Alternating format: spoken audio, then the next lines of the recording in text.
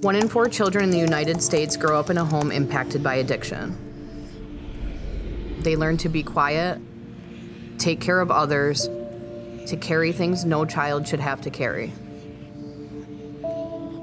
There was times in my childhood that I didn't realize that my mom and my dad were always fighting. My dad would use me and my brother to get him back into the house.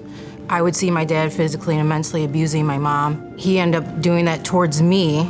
And that's when I started getting angry all the time. When I got older, I realized that my dad was also an addict, and that's why he would go out and be gone. He would get home, he would take it out on us because he would go on benders. The only time I had a relationship with my father is when I played sports. I lost that connection with him a long time ago and didn't realize how it affected me. When I was 11 years old, there was kids that were older than me, and they were partying. That's where I lost that connection with my family and found a connection with other people. I just didn't know what love was. Like, I didn't know them telling me, like, oh, I love you. Like, I knew they loved me, but saying it and giving me hugs and actually feeling it, I never got that. So I feel like that also affected me as a child.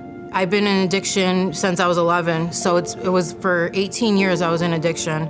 I don't remember a lot of stuff from my childhood, so it makes me question and wonder and think back and try to understand why I am the way I am. Not that I'm bad, but I've done a lot of stuff that got me to the point where I am, and I lost a lot to get me to here. As a child, I did have a mother as an addict, so we would come home from school, me and my older brother, and she would just be disappeared sometimes for like a week.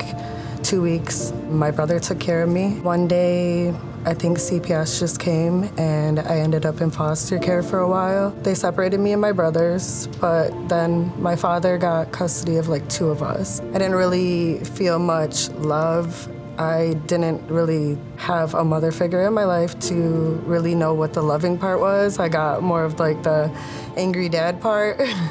I started realizing about the age of 25 that crack became a problem for me. Life was very hard for me as a child. It was difficult. It was lonely. It was fearful. My real biological father at 3 told me he couldn't love me because I looked like my mom. I fought hard to have a self-esteem. I felt hard to love myself. I was always misheard. I was always misunderstood.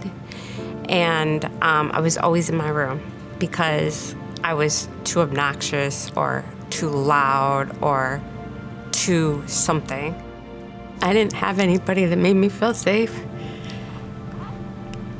And all I had was Barbies. And I played with those Barbies until I was 17.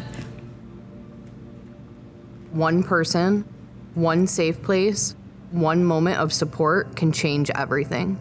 Eventually, I met my husband when I was 13, and that's when I truly told what was going on in my life. He passed away from an overdose. That's when I actually wanted to die. He always wanted me to be the old Danielle when he first met me and just like be happy again and live a clean and sober life. We always talked about that, and not to have the hurt that we always went through in our lives. The true reason why I went into recovery was God and my husband and my son. I really gave everything to God, and I got baptized. I just knew it was time for me to really change and help other people. And I never thought I would be this type of person, actually helping people and giving them hope and leading them into the same direction that I'm in. Last year, my kid's father passed away of an overdose. So losing somebody like that made me open my eyes and realize like that's something that it makes you weak. You can be the strongest person in the world, the strongest. And you would never know how weak that some people are just inside. Some people need at least one person to be like, show them some light, I guess.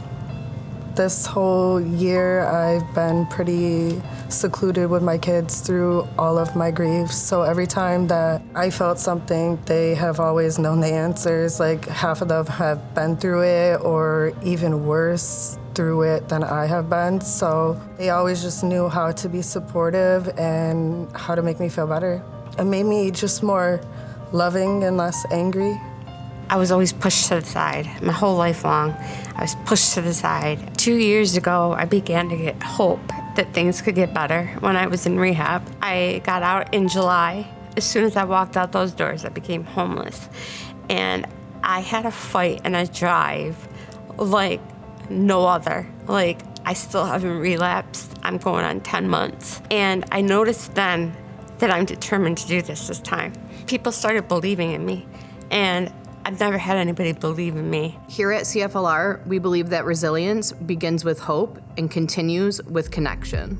The role CFLR has played in my life, I feel like it's just made me a little bit stronger through my journey. It's made me realize I was wrong. It's just made me look at things in a different insight, I guess, because some people just come from nothing and become everything, and some people have everything and are nothing. So I think they just taught me to be a little bit stronger. I feel like CFLR is the reason why this has helped me. This place is for anyone in the community that needs help or needs support in their recovery. I graduated from family treatment court and I got my son back, and I chose all this. I chose to go to recovery. And when I got into the Peer Alliance, that's when I really knew that this was what God wanted me to do and lead them to a better life, and that recovery is possible. God put me through these situations so I could help people, so I wouldn't change. People in CFLR has helped me, my sponsor has helped me. There is a reason why I'm still here. It's a reason for me to help other people and to raise our son into a better and more sustainable, loving life. I didn't think I would be a good peer because I'm codependent. Not too long ago, I was invited to go to Albany with CFLR, and at the end of it, something clicked inside of me. I talked to Danielle, and I said I would love to be a peer. She said, great, do you want to start class Tuesday? And that's what's making me lead into it, because I never want anybody to feel alone. I never want anybody to feel misheard. I want people to know they're beautiful inside and out. I want people to know no matter what they've done in life, they are still loved and not judged. They brought a peace in me that I thought I would never see. They brought hope to me. They brought